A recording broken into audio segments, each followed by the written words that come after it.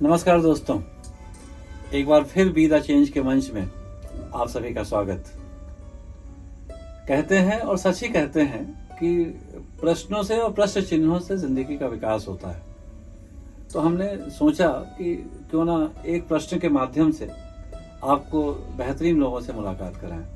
तो जैसे हमने कहा था कि हम बार बार अच्छे लोगों को बुला लाते हैं। भाटिया साहब हमारे बीच में हैं और इसलिए आपको बार बार बुला लेते हैं और आप समय भी दे देते हैं, क्योंकि बुरी बातों का दोहराव नहीं होना चाहिए और अच्छे विचारों अच्छे लोगों का दोहराव जीवन में होना चाहिए। तो एक प्रश्न है, उसको मेरे साथ भी जोड़ सकते हैं और एक सामान्य एक चुनौतियां हैं, उसका मैं बहुत सीधा और व्यवहारिक जवाब आपसे चाहता हूँ, क्योंकि एक ही प्रश्न पूछना है कि मैं चाहता हूँ कि आपके जैसा योग करूँ, आपके जैसा फिट रहूँ, आपके जैसा घड़ी की सुई की तरह मैं अपने काम को करूँ, लेकिन हो नहीं पा रहा है।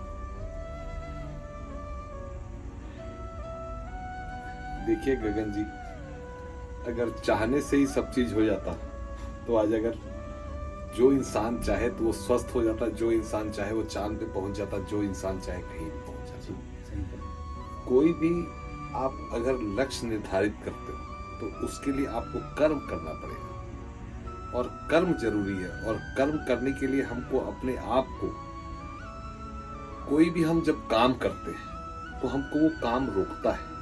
एक मन होता है, एक रोक रहा है और एक करने के लिए बोलता है। तो जो रोकने वाला जो मन है वो ज्यादा पावरफुल होता है और करने वाला जो होता है वो कम पावरफुल होता है।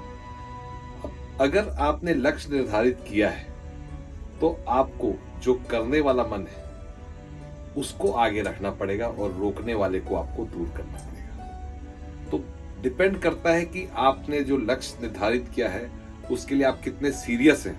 क्योंकि जैसे हमारे साथ अमूमन देखा गया है, हम रात को अलार्म लगाते हैं सुबह उठने के लिए और सुबह वो अलार्म को बंद कर देते हैं। तो यही जो है हमारी सबसे बड़ी भूल है।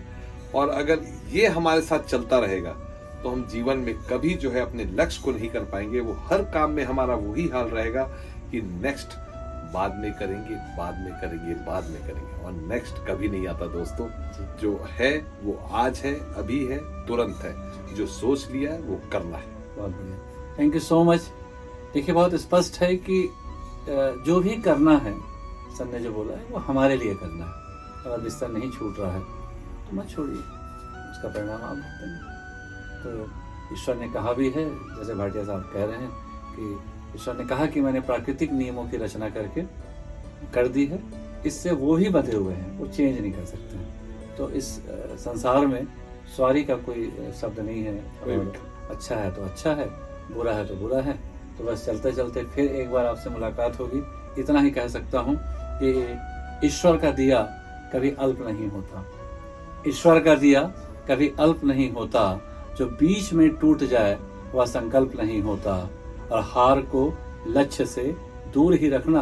तो सर कह रहे हैं कि हार को लक्ष्य से दूर ही रखना, क्योंकि जीत का कोई विकल्प नहीं होता। Thank you so much. Thank you दोस्तों, थैंक यू। बहुत जल्दी आपसे फिर मिलेंगे। धन्यवाद।